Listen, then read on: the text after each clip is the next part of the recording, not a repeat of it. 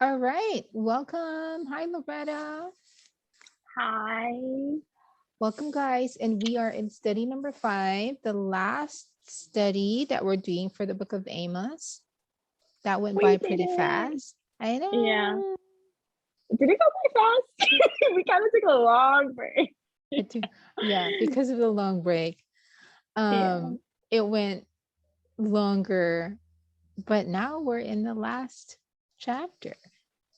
So it Yeah. feels fast. But yes, we did take a long break. Okay, so we are answering two questions for today, and the chapters are Amos chapter 8, verses 4 until 9, chapter 9 to verse 15. And the first question that we're going to try to answer is, why is social injustice the burden of Amos' prophecy? Ooh. Mhm. And then the last question is, what does this final chapter teach about the relationship between judgment and restoration in the purposes of God? Deep. Awesome. We learned so much from the book of Amos. And also, one of the themes that we realized was the social injustice that's been happening um, by God's people, by the other nations, Mhm. to marginalized and poor people that are living in the city. Yeah. Yes. So why is social injustice the burden of Amos' prophecy? Hmm. I think that so basically all what we've been reading from chapter 1 to now is has this theme of social injustice running through it. It's like Mm-hmm. God is really angry. That's one of the things that is emphasized in the entire book of Amos. God is not happy with social injustice that is being carried out by his own people. Mm-hmm. I can't remember what chapter it was, but it was a particular chapter where he broke down every single sin, and it was all centered around social injustice, treating people, stealing from the needy, not treating the destitute right, and all of that. And we can see that God is really unhappy with all of these things that are going on, Mm-hmm. and a lot of the prophecy is focused on that. But in this particular chapter, from 8 to 9, he talks about, I think starting from 4, where he talks about, here he says, "Hear this, O ye that swallow up the needy, even to make the poor of the land to fall." So it's basically talking about people buying. It says in 6, it's like, "That we may buy the poor for silver and the needy for a pair of shoes and sell the refuse of the heat." So it's basically cheating the needy and Yes. not treating them right, like trading them in for a pair of silver, Mm-hmm. and then a pair of shoes, selling chaff, like mixing chaff with grain and selling it to them, or selling food at a higher price. So it's basically the injustice that has been carried out for a very long time, and I think Mm, that, yeah, this whole prophecy is focused on that. That's the main thing that's making God unhappy with the mhm. Israelites is Yeah. how they're treating the needy. Mhm. And I think the also the uncomfortable part of this is that the people of God are still believing and claiming that they're still on God's side, that Right. they are threatening, or threatening the prophets, Mm-hmm. to go ahead and prophesy that somewhere else. You're not going to get Right. anything from Somewhere us. not here, right? Yeah, yeah, because they're still fully convinced that God is on their side. And here's a Yeah. prophet who's clearly seen what they have been doing in secret, Mm-hmm. or maybe they think they're hiding, but in God, like, you can't we can't hide from God. Yeah, exactly. Like mixing the chaff with the grain, you can't hide that from God to sell it to No, poor absolutely people. not. Yeah. It may And then be, selling food at a higher price, right? Like, yeah, yeah. And I think what is uncomfortable sometimes when you read about the judgment of God, and God, making things right, is it's uncomfortable because you would naturally assume, well, well, God is like this or God is like that. Mm-hmm. But in the eyes of those who are oppressed and needy and who doesn't have anybody, or no connections whatsoever, they have no Mm-hmm. future of being able to help themselves from that situation of being mistreated and abused. This is good news for them. you Yeah. know Yes. Yes. yeah, It's this is like there's good a news. light at the end of all the suffering. Yeah, Because like you said, who's gonna help them? yeah. So yeah. I think it's I would say, sometimes it's easy for us to misunderstand God's judgment. But if we look at it from even from the perspective of the people that God is trying to bring justice into, this is good Mm-hmm. news for those people who were slaves, who were oppressed, who being abused and like mistreated without any connection. It's like a trap, like that's been looped over and over for generations. Mm-hmm. I mean, you growing up as a slave, and then your kids are Yeah. going to be slaves. Like, And then your grandkids. yeah, it's like this is good news that there is a God who actually sees Years, the yeah. struggle. Yeah. Oh, and then in 5, when it says, when will the new moon be gone that we may sell corn, and the Sabbath that we may set forth wheat? It's also, Mhm. they're ignoring. So the Sabbath was a holiday, right? Like for everyone to observe and rest and everything. But now they're not focusing on that. It's more about money. How do we make more money, and how do we Ooh, get all of these things? So yeah, they were not paying attention to God anymore. They didn't revere Him and all the days that He has set aside. All of right, that. right. That's true. When will the new moon festival be over? When will the Sabbath, in my version, when will the Sabbath end so we can open up the Mm-hmm. grain bins? We're eager to sell less for higher price and to cheat the buyer with the wicked scales. I mean, if I'm doing this and the prophet is speaking right in front of me, Be so scared, but I they would be didn't so, care. yeah, I would be so scared. But also, I could be so deceived that I would just, like Mm, what the story was talking about, no, that's not us. yeah, We have the favor of yeah. God. Remember, we're God's people. Can do You whatever we know, want. yes, Yeah. using that. Well, remember, we're God's people. We are favored. We are, Mm. we're Christians. So I'm sure that prophecy is not for us. Oh my goodness. I just thought Wrong. about something. I know. Really? Yeah, it's so Yeah. easy to take things for granted and think, oh yeah, like we're God's people. And I think that in the past has caused so many problems, conflict, a lot of conflicts. People saying, oh, we're God's people and we can do whatever we want. We can take this land forcefully. We can treat people anyhow because it says Yes. it in the Bible. And then if And just somebody misusing contradicts that. you, you're Yeah, immediately on the other side. You're right. pushed all the way to the other side, and like, we're not going to hear from you because you're not part of us. You're not Exactly. the And even part of it's Christian that we happening. are. Yeah, it's happening today with Mm, so many religious people like doing everything in the name of, like, doing so many wrong things in the name of God, but then using the favor to justify that they're doing the right thing. yeah. Yeah. And also, I think I want us to be aware of that social justice matters to God. He Yeah. expects his people to help the poor and the needy. Like, period. We can't be a Christian and be casual about it. There has to be some Mm-hmm. form of help in, whatever we do, whether it's ministry or just like a personal thing that you want to do.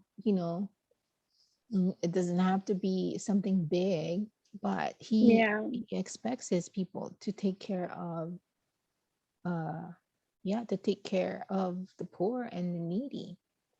Yeah, I think from all of this, I'm seeing that social justice is the basis of Christianity. It's like throughout, God's advocating. You know, He's an advocate for all the poor people and all the needy people. And so, yeah, like you said, you can't be a Christian and not advocate for the needy and not help the needy. This is something that God emphasizes on over and over again, and people are getting punished for this. You know, like Yeah. people are getting punished for cheating others and not looking out for the needy. It's right Yeah. there. And like you said too, we can't just use Christianity for our own advantage and say, well, not just, we cannot use Christianity for our own advantage and say, well, we're Christians, we're favored. Mhm. So Yeah. we're just, it's just like a almost an a la carte of what I want to Yeah. do, Yeah. but yeah, needy and poor, yeah, I don't know. I don't have anything to do with them. Nope. Yes. Yeah. Okay, the so the part of the question, wait, the first part of the question is asking um why is, sorry, can you read that part again? I'm like breaking Yeah. out. Why is social injustice the burden of Amos prophecy? Okay, so there's also this, so in chapter 8 verse 8, Mhm. where he says, I shall, I think, okay, mine says, the Lord had sworn by the excellency of Jacob, surely I will never forget any of their works. Mhm. Um, and then, okay, I read this in the NET and it says, because of this, the earth will quake. So it's like after saying all their sins, he's saying Mhm. that because of all these things that you've done, the earth will quake. And then he goes into all of the punishments that he's going to give them because of this. And I Mhm. think that's where the heaviness comes in. He's not taking it lightly that they've done these things. Like he has sworn that he's going to make sure that those people get the punishment that they deserve for all the bad things that they've done. Yeah. And I was reading the commentary on that part where he swears, and it was this whole thing about swearing on the, mine says excellency of Jacob, but in NET it says the arrogance of Mhm. Jacob or Yeah. something like that. Yeah. Yeah. And he's saying that I will never forget any of their work. So he's, like he said, like he sees everything. He Right. he's keeping all the things that it's not, he's not overlooking them. Mhm. And he's, yeah, Yeah. I just thought that come out. And we're talking about Jacob, that has been, chosen to be Yeah. a testimony to God's faithfulness, right? And like in Yeah. the other parts of the Bible, when people introduce themselves, or when God introduced himself, and Mm-hmm. he would say, "I'm the God of Abraham, Jacob, and," God of Jacob. Mm-hmm. right? And Yeah. now it's here. Yeah. And now here he's using that in this way, right? Yeah. It says the Lord confirms this oath by the arrogance of Jacob. So I think previously, well, I haven't seen one where he's used this in a bad way. Usually when he says I'm the God of Jacob, it's always before a promise, right? Like he's Yes. always saying that I'm going to be faithful and like good. But then in this way, he's saying basically the same thing. Like I'm still going to do these things. I'm still going to stay true to my word. Yeah. I think that I was, mean, this is still, yeah, that he was confirms this interesting. oath. Like he's Yeah. making another promise, a promise To, here. yeah. I swear I will never forget all you have done. Mm, The God of promise and the God of judgment. right. He sticks to both of them. Is basically what he's saying. Yes. And we can't just lean on with one over the other and think Yeah, that we can have an excuse for all of the things, the crappy things that we do we because we're do. just holding You're on to right. one. Yeah. And Remember when I? Oh, sorry. Go ahead. I thought you were done. no, go for it. I just thought about the lion and the lamb. Remember when I was asking you about like what it means to say when God is the lion and the lamb? and Really? you're What was the explaining. answer? Yeah, I was. I don't remember. Well, let's see. Well, I think you were saying that, like a lion is fierce. A lamb is more, what, like tamed. I don't know, more less scary. A lion is more scary, and when you think of a lion, like authority and Mm, um all of these things, but then when you think of a lamb, it's like not scary at all, like more like clean. And I think that just seeing God as both, mm, because sometimes people like to see God as only the lamb and mm, not the lion part, like just, mm. oh, I can do whatever I want, God will forgive me, but forgetting that you can also get punished for these things that you're doing, right? Like Yeah. he punishes too, like, and he Yeah. restores. Yeah. And it doesn't mean that he's not a God of promise. He is Right. a God of promise.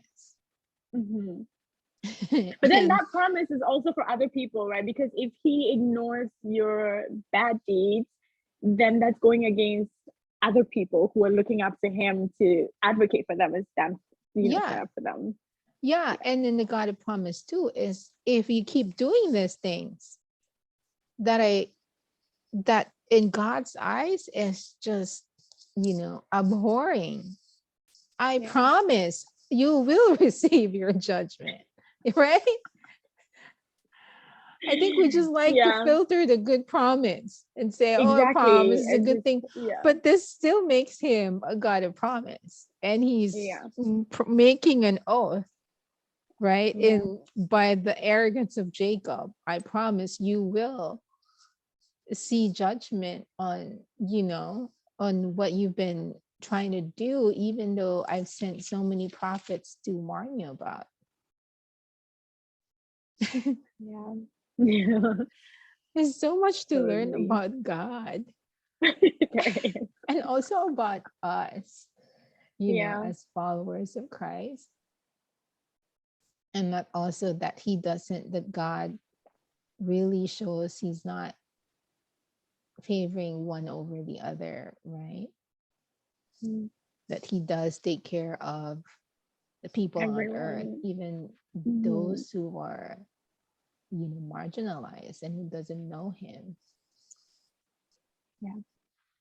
Okay, our last question: what does this final chapter teach about the relationship between judgment and restoration in the purposes of God? Mm.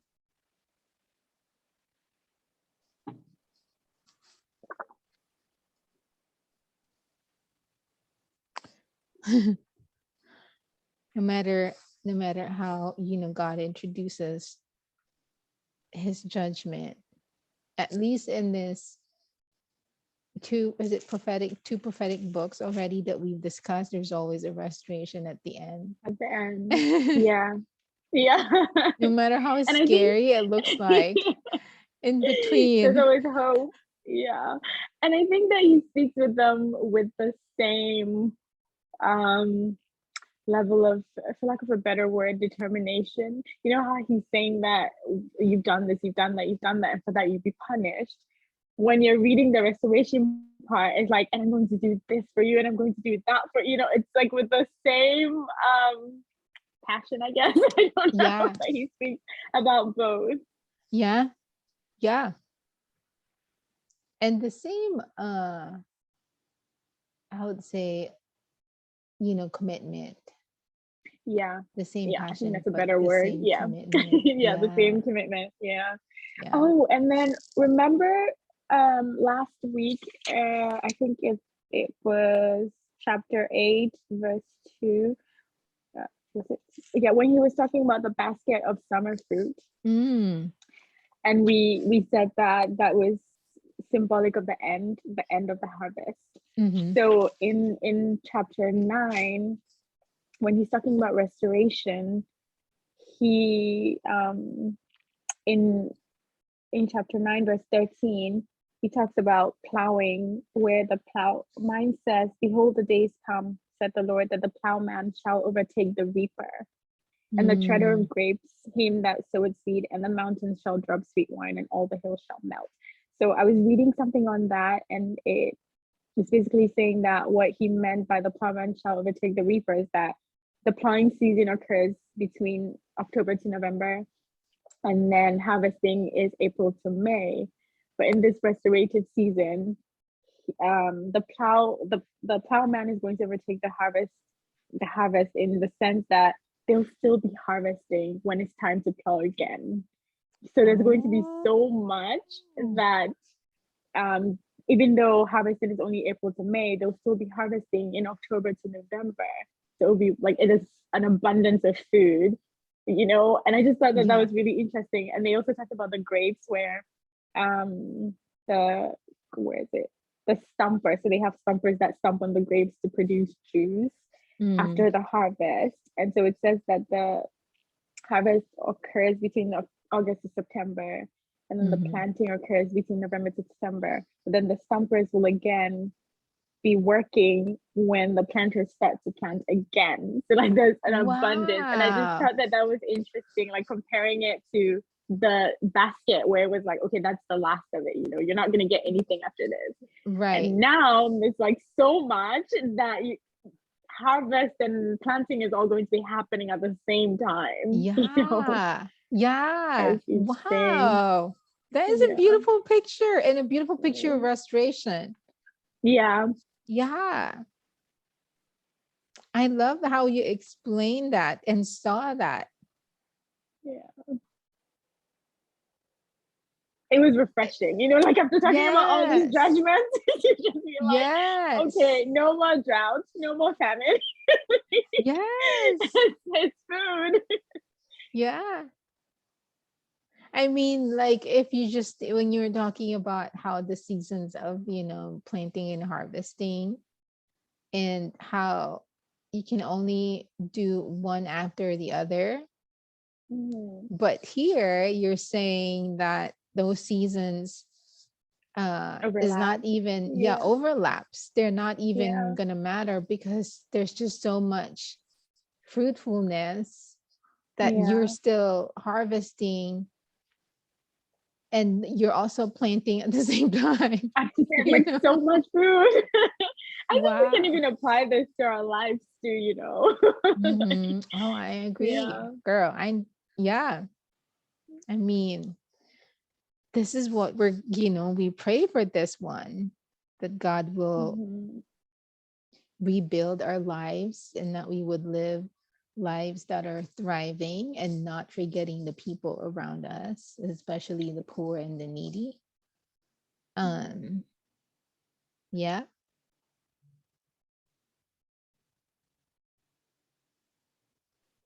The same commitment of promise is right here towards the end. I will bring back my people, rebuild the cities lying in rubble, and settle down. They will plant vineyards and drink the wine they produce. They grow orchards and eat the fruit, plant them on their land. They will never again be uprooted from the land I have given them. Wow. Well, what a beautiful way to end, Amos. So encouraging. And after all the doom. After all the doomness. Well, we got to hear both, right? We have to learn to hear both. Okay, so sorry, back to the last question. So I just wrote something down about how judgment is inevitable, but so is restoration. Like to sum up basically all of it, right? Yeah. Whoa, I like that.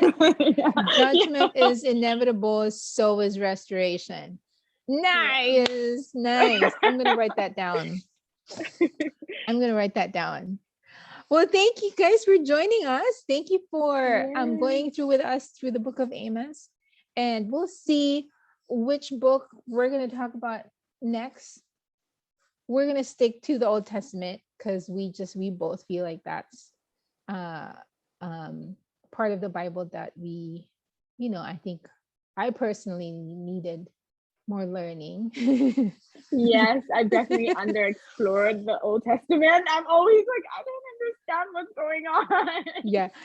Last week I was telling Forrest, my husband, about the basket of fruit that you were sharing. Well, he Mhm. told, after that, he said could hear about the basket of fruit. And then he gave his like insight. I said, exactly, we were talking about that. Nice. Yeah. Nice. Well, I will post this on YouTube ASAP in the Okay. channel. Wait, did you post the other one? Oh, not yet, not yet. I Okay. should Okay. post it Because I today. did get like, yeah. A Okay. notification. Yeah. Okay, I'll do it. Well, bye guys. I'll talk to you soon. Bye. Stop.